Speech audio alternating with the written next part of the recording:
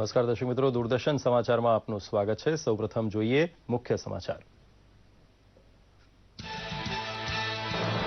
અંતરિક્ષ ભણી 7મો નેવિગેશન ઉપગ્રહ રવાના કરવા માટેનું કાઉન્ટડાઉન અંતિમ ચરણમાં પહોંચતા ગૌરવશાળી સિદ્ધિ માટે રોમાંચિત બન્યા ઇસરો વૈજ્ઞાનિક। અમેરિકાની જીપીએસ પ્રણાલીનો જોરદાર વિકલ્પ બનશે ભારતનું ભુવન।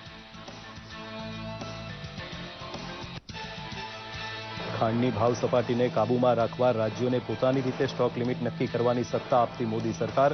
નફાખોરી આચરતા તત્વોને જથ્થાનો ગેરવાજબી સંગ્રહ કરતા રોકવા મોદી સરકારે કરી લાલ આંખ।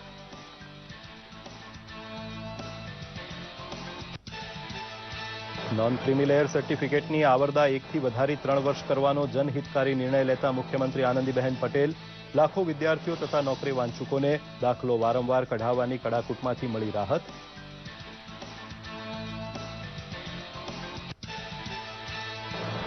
દંતકથા બની ચૂકેલી નવલકથા સરસ્વતીચંદ્રના સર્જક ગોવર્ધનરામ ત્રિપાઠી ઉપરની ટપાલ ટિકિટનું મુખ્યમંત્રીએ કર્યું વિમોચન। ટપાલ ટિકિટ વડે ગોવર્ધનરામની સ્મૃતિ ઇતિહાસબદ્ધ થતાં હરખાયું ગુજરાત। જોઈએ સમાચાર વિગતવાર। જીપીએસનો વિકલ્પ હવે ભારતની ભુવન સિસ્ટમ બનશે। દેશના 7મા અને અંતિમ નેવિગેશન ઉપગ્રહ IRNSS-1Gને આજે લોન્ચ કરવામાં આવશે। પોતાની રિજનલ નેવિગેશન સેટેલાઇટ સિસ્ટમને સ્થાપિત કરવા તરફ ભારત હવે માત્ર કલાકોના અંતરે છે। આ ઉપગ્રહનું સફળ પ્રક્ષેપણ થયા બાદ ભારત દેશ અમેરિકાની જીપીએસની બરાબરી કરનારો 5મો દેશ બની જશે। PSLV C-33 મારફતે શ્રીહરિકોટાથી આ ઉપગ્રહને અંતરિક્ષમાં મોકલવામાં આવશે। કુલ 7 ઉપગ્રહોની આ પ્રણાલી દેશનું ગૌરવ વધારનારી સાબિત થશે। આ પ્રણાલી શરૂ થયા બાદ દેશના 1500 કિલોમીટરના વિસ્તારમાં પોઝિશનિંગ સેવાઓ મળશે। આ ઉપગ્રહો 12 વર્ષ સુધી કામગીરી આપતા રહેશે। કેબિનેટની બેઠકમાં સરકારે મહત્વનો નિર્ણય લેતા સ્ટોક લિમિટનો અધિકાર રાજ્યોને પરત કર્યો છે। આ નિર્ણય બાદ હવે રાજ્યોની સરકાર ખાંડના સંગ્રહ પર અંકુશ લગાવી શકશે, જેથી આગામી સમયમાં ખાંડની વધતી કિંમતોને અટકાવવામાં મદદ મળશે। મહત્વનું છે કે વર્ષ 2012માં કેન્દ્ર સરકારે રાજ્યો પાસેથી ખાંડની સ્ટોક લિમિટ નક્કી કરવાનો અધિકાર લઈ લીધો હતો। જો કે ખાંડની વધતી જતી કિંમતોને અંકુશમાં લાવવા માટે સરકારે આ મહત્વનો નિર્ણય લીધો છે।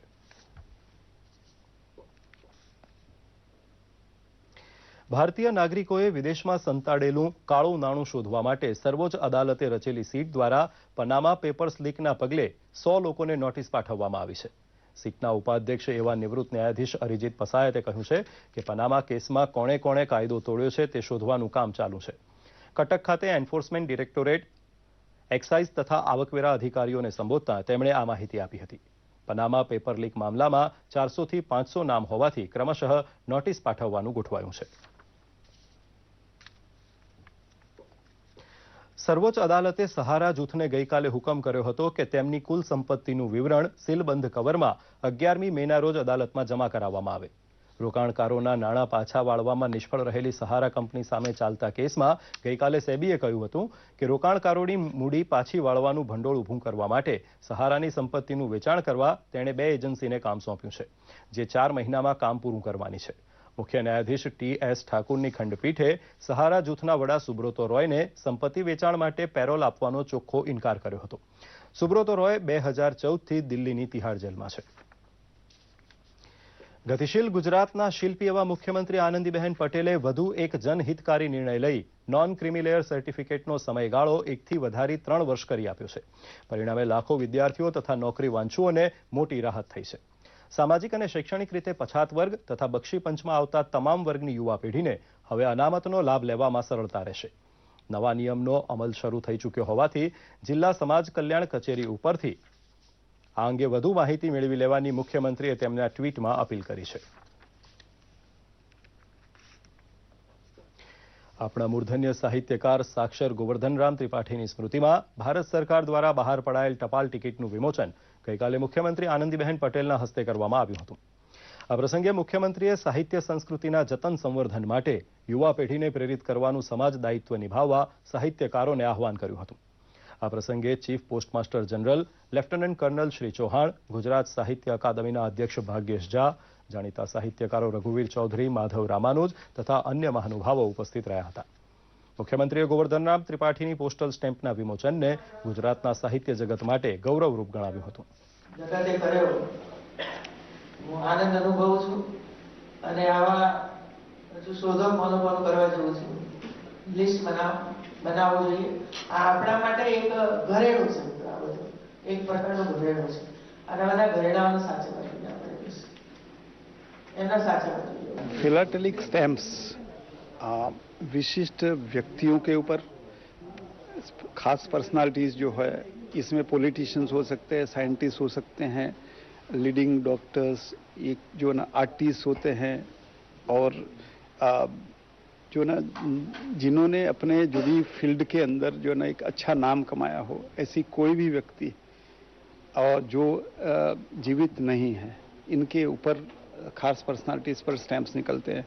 ભારત વર્ષમાં જે ઉત્તમ નવલકથાઓ છે, જેમાં સાહિત્ય અને સંસ્કૃતિ બંનેનું નિરૂપણ છે, એમાં સરસ્વતીચંદ્ર મોખરે છે. આજે એના અંગ્રેજી અનુવાદ સુલભ છે, એનો હિન્દી અનુવાદ પણ દેશની સાહિત્ય અકાદમીએ પ્રગટ કર્યો છે. એટલે હવે આનું વાંચન દેશમાં વધશે અને ટિકિટને કારણે એનો પ્રચાર પણ વધશે. સૂર્યનારાયણનો પ્રકોપ જેમ જેમ વધતો જાય છે તેમ માણસ અને પશુ પક્ષી માટે બળબળતી બપોર પસાર કરવાનું દુષ્કર બનતું જાય છે. વૈશાખ આવતા આવતા ચૈત્રના છેલ્લા દિવસો કાળઝાળ ગરમીનો અહેસાસ કરાવશે તેવી આગાહી છે. સૂર્યનારાયણનો પ્રકોપ દિવસે દિવસે એવો તો કાળઝાળ થતો જાય છે કે બપોરના સમયે ભલભલા લોકો ઘરની બહાર નીકળવાનું ટાળે છે. ધોમ ધકતા તાપમાં થોડી શીતળ રાહત માટે ઠંડા પીણા, તરબૂચ અને છાશનો આશરો લીધા વગર છૂટકો રહેતો નથી. ઉનાળાની બપોરમાં વૃક્ષનો છાંયડો રાહતનો વૈભવ બને છે. અત્યારે ઉનાળામાં ખાસ કરીને ગરમી તો પ્રમાણ વધી રહ્યું છે અને હાલ જોતા એવું લાગે છે કે રસ્તાઓ પણ બંધ છે, બધા નીકળવાનું ઓછું કરી દેવું છે અને ગરમીનું પ્રમાણ ખાસું છે, નીકળવું મુશ્કેલ પડે છે. ખૂબ જ સખત ગરમી અત્યારે પડે છે અમદાવાદમાં.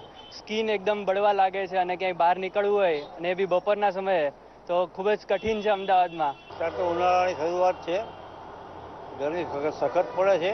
દરમિયાન હવામાન ખાતાએ ઉનાળો વધુ ધગધગતો બનશે તેવી આગાહી કરતા જણાવ્યું છે કે અમદાવાદ, સુરેન્દ્રનગર અને ડીસા કદાચ સૌથી ગરમ સ્થળ બની રહેશે. हम एक्सपेक्ट करते हैं कि next 4 days till 30th of April temperature जो है खास करके जो इंटीरियर रीजन्स ऑफ गुजरात, जैसे मान लीजिए अहमदाबाद, दीसा, सुरेंद्रनगर, अमरेली, राजकोट, बड़ौदा, ये सब एरिया में जो टेम्परेचर ऊपर जाएगा, नॉर्मल से ऊपर जाएगा. ગરમીથી બચવા માણસ તો પોતાની ત્રેવડ અને સમજણ પ્રમાણે નુસ્ખા અજમાવે છે, પણ લીલોતરી ઘટતા અબોલ પશુ પક્ષીની હાલત કફોડી બની છે. જીવદયા પ્રેમીઓ પક્ષીઓ માટે પાણીના કુંડાની પહેલ કરતા નજરે પડે છે. દૂરદર્શન સમાચાર માટે જયસુખ શિયાણીનો રિપોર્ટ. પાટણ પંથકમાં એક સમયના સૂકા વિસ્તારમાં સુજલામ સુફલામના નીર પહોંચતા ખેડૂત પાણીદાર બનતો જાય છે. એક સમયે નજીવી ખેતી અને પશુપાલન પર નભતા ખેડૂતોએ આજે કરોડપતિ ખેડૂતનું રૂપ લઈ લીધું છે. પ્રસ્તુત છે એક રિપોર્ટ. પાટણથી સિદ્ધપુર જવાના માર્ગ પર આવેલું કમલીવાડા ગામ સુજલામ સુફલામ કેનાલથી નજીકના જ અંતરે બે પ્રગતિશીલ ખેડૂતો મહેન્દ્રભાઈ પટેલ અને શૈલેષભાઈ પટેલની 25 વીઘા જમીન આવેલી છે. જામફળ, મોસંબી, લીંબુ, ખારેક જેવા લાંબા ગાળાના પાકનું વાવેતર થયું, પરંતુ 2-3 વર્ષના ટૂંકા ગાળાના આર્થિક ઉપાર્જન માટે તરબૂચ અને ટેટીના વાવેતર પણ થયા. તરબૂચમાં પણ પાછો રિઝોન આઇસબર્ગ જાતના તરબૂચના ફાલથી આજે સમર્થ ફાર્મ હાઉસ ઉભરાય છે. આ વર્ષે 70 થી 80 લાખના તરબૂચ અને 30 લાખની ટેટીનું ઉત્પાદન થવાનો અંદાજ છે.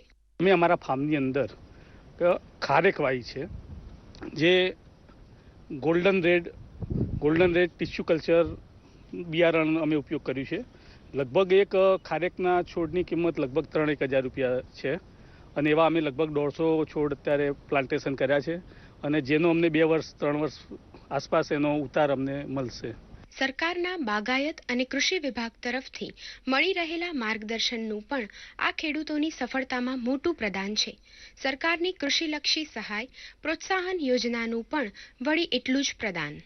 આદર્શ રીતે મોસંબી, લીંબુ, ગુલાબ, ખારેક, દાડમ, સાથે સાથે દૂધી, કાકડી, તરબૂચ જેવા વિવિધ પાકોની સેન્દ્રિય સજીવ ખેતી પદ્ધતિથી આદર્શ ખેતી કરી રહ્યા છે. સમર્થ ફાર્મ હાઉસમાં જ 50 થી 70 જેટલા સ્થાનિક શ્રમિકોને રોજગારી મળતી થઈ છે. ગામની અંદર ફાર્મ હાઉસ છે, એનાથી અમને 60-70 બહેનો મજૂરી રોજગારી અમને મળે છે ઘર આંગણે. નમામી દેવી નર્મદે પાટણની ખમીરવંતી ધરતીના ધરતીપુત્રો પર જાણે કે આશીર્વાદ વરસાવી રહ્યા છે. ઉત્તર ગુજરાતમાં એક સમય એવો હતો કે જ્યારે પાણી વખત ખેતી જ મુશ્કેલ હતી, પરંતુ જ્યારથી સરકારની પ્રોત્સાહક નીતિથી ખેતીનું માર્ગદર્શન મળ્યું અને સુફલામ સુફલામનું પાણી, ત્યારથી ખેડૂતો સમૃદ્ધ બની રહ્યા છે. આજે કમલીવાડામાં 1 કરોડનું ઉત્પાદન ખેડૂત મેળવતો થયો છે. ભરત ચૌધરી, દૂરદર્શન સમાચાર, પાટણ. અમદાવાદની આધુનિક ઓળખ બની ચૂકેલા સાબરમતી રિવરફ્રન્ટ ઉપર 29મી એપ્રિલથી 4 દિવસ માટે દિલ ધડક એર શો યોજાનાર છે. બ્રિટિશ વિમાનોના કરતબ નિહાળવાનો અવસર મુખ્યમંત્રી આનંદીબહેન પટેલની હાજરીમાં ખુલ્લો મુકાશે. હાલ એર શોનું રિહર્સલ ચાલી રહ્યું છે. નિહાળીએ તેની એક ઝલક.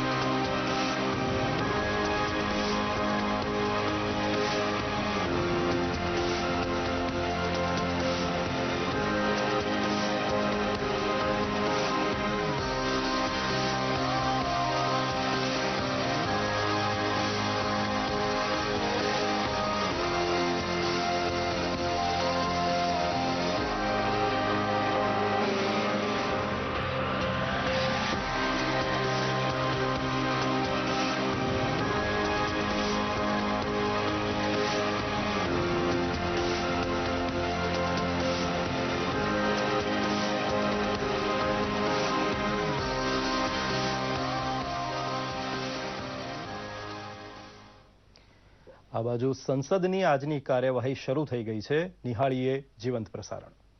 उसको भी हम गंगा के साइमल्टेनियस साथ ही में ट्रीट कर रहे हैं और उनको हमने एक जो सेंट्रल पीएसयू है उनको उसका कंडीशनल असेसमेंट करने के लिए दिया है. माननीय सदस्य को मैं आपके माध्यम से अवगत कराना चाहती हूं कि गंगा की निर्मलता के अभियान के साथ यमुना की निर्मलता, रामगंगा काली की निर्मलता, गोमती और सरयू की निर्मलता, जो भी गंगा की ट्रिब्यूटरीज हैं सबकी निर्मलता का अभियान चलेगा. बस इतना ही है कि शुरुआत हम उसकी जो लॉन्चिंग की शुरुआत है वो गंगा से करेंगे और हम अभी तक पब्लिक कम्युनिकेशन के लिए लगभग 350 करोड़ रुपए का प्रावधान में किए हुए हूँ. हमारे बजट में है जो 20,000 करोड़ हमें government funding, centre sector funding हुई है. लेकिन जब तक हम अपनी तरफ से सरकारी उपक्रम जब तक हम शुरू नहीं करेंगे तब तक मुझे लगता है कि हम जनता को जो पहले से ही जागी हुई है उसको जगाने की जरूरत क्या है. ગુજરાત વિધાનસભાની તલાળા બેઠકની પેટા ચૂંટણી માટે ભાજપ તરફથી ઉમેદવાર તરીકે ગોવિંદભાઈ વરજાંગભાઈ પરમારની પસંદગી કરવામાં આવી છે. કોંગ્રેસના ધારાસભ્ય જશુભાઈ બારડનું આશરે 2.5 માસ પહેલા અવસાન થતાં આ બેઠક ખાલી પડી હતી. ભાજપે પેટા ચૂંટણી માટે મેદાનમાં ઉતારેલા ગોવિંદભાઈ પરમાર અગાઉ તલાળા બેઠક ઉપરથી ધારાસભ્ય રહી ચૂક્યા છે અને હાલ વેરાવળ સુત્રાપાડા માર્કેટ યાર્ડના આગેવાન તરીકે આ પંથકમાં સક્રિય ખેડૂત આગેવાન તરીકે જાણીતા છે. તો આ સાથે જ આ સમાચાર બુલેટિન સમાપ્ત કરીએ છીએ. નમસ્કાર.